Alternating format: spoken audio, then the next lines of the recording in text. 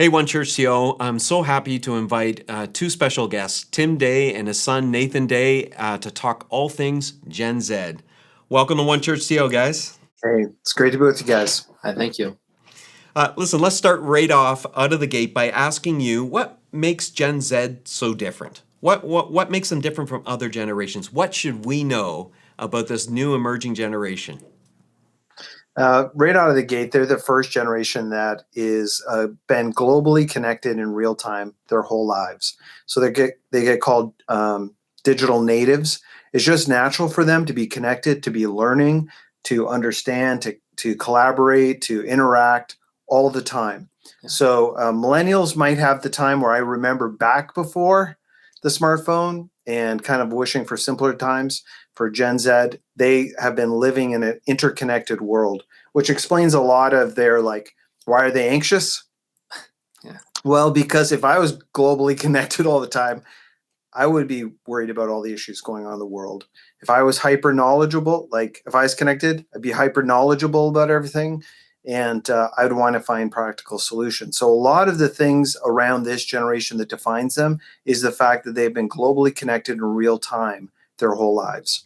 Yeah, and maybe just to add to that a little bit, I think that constant connectivity and that being very, very globally aware, it's also creating a very collaborative environment, I think, and you're seeing that in like we sometimes call them like the TikTok generation too. I'm not on TikTok, but that's a super collaborative app, right? And so like people are sharing content constantly and adding to each other's content. And I think we're seeing that reflected now at the franchise level of a lot of media companies and story worlds, that it's like, hey, there's an expectation of like the term I love is like participatory culture.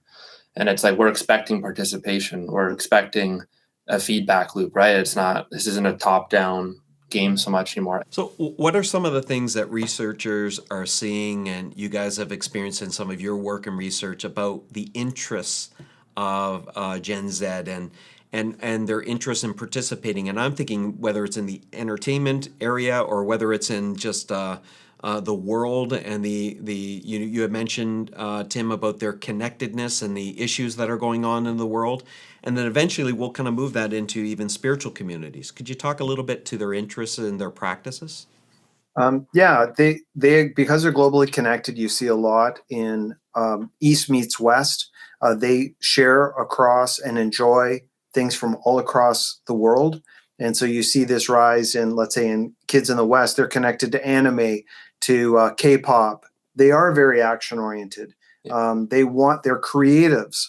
That a lot of them are content creators. They're very natural at generating their own content and sharing that and passing that around. In some ways, they're better content creators than professional content creators. Yeah, and I think that interest, like groups being defined more by terms of interest rather than something like geography or like in terms of like I'm more similar and I have more community with the people that I have similar interests with online than maybe I do with the people at my high school, right? Right. And yeah, I think it's just, especially in, I mean, our context being Canada and the US, it's like we're just becoming so much more diverse. Like friend groups are becoming more diverse, and failures on that front are more on display now, right? Like last year with the Black Lives Matter movement and some of the police brutality that was coming to light. It's like, hey, that's a super important thing, and like we all have a spot, we all have a place, and I think you've kind of mentioned before, it's like anybody's pain is shared pain, right? Like we're becoming a big family here. So that's interesting, Nathan, because that kind of does speak to the idea of family, right? It really does. How does this play out in church communities? And I'm thinking of spiritual communities where you have Grampy, the parents, brothers and sisters, older brothers and sisters, and yourself at the table. What do you think the church is going to look like in the hands of Gen Z, for example?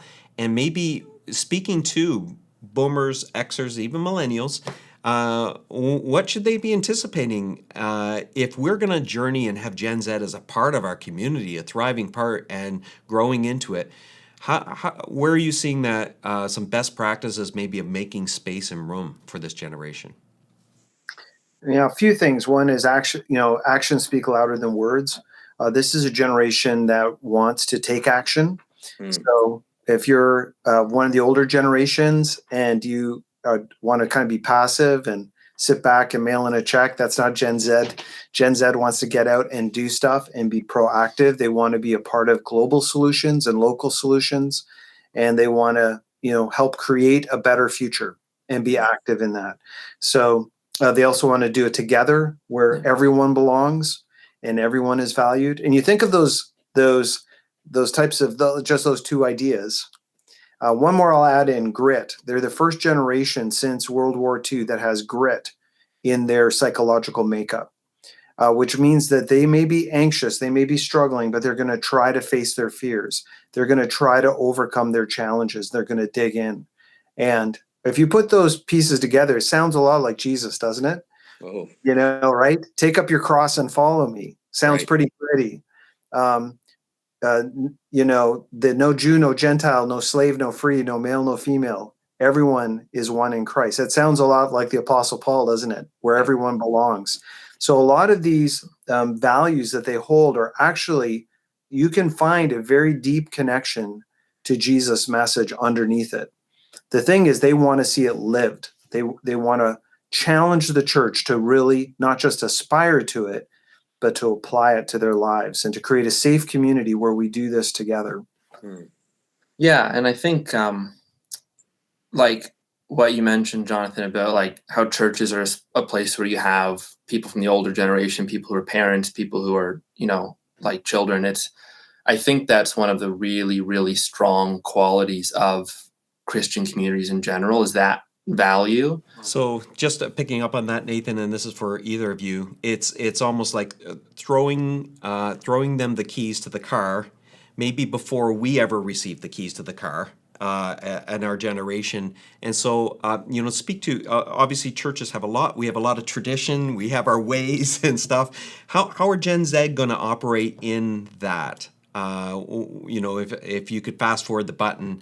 And as well, like as we toss them the keys too, what do you think is going to be some of the long-term fruit in that?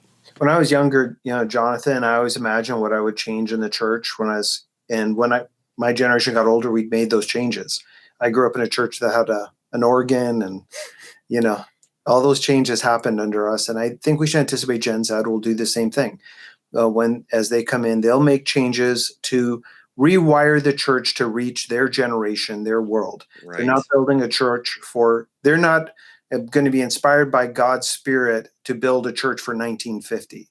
They're going to be inspired to build a church for 2050, right? Yeah. So it's going to be a different kind of church with a different kind of mission. So we should anticipate that. And so, in terms of some of those traditions, every generation has to be challenged with Jesus' teaching about the wineskins, about pouring new wine into new wineskins, right?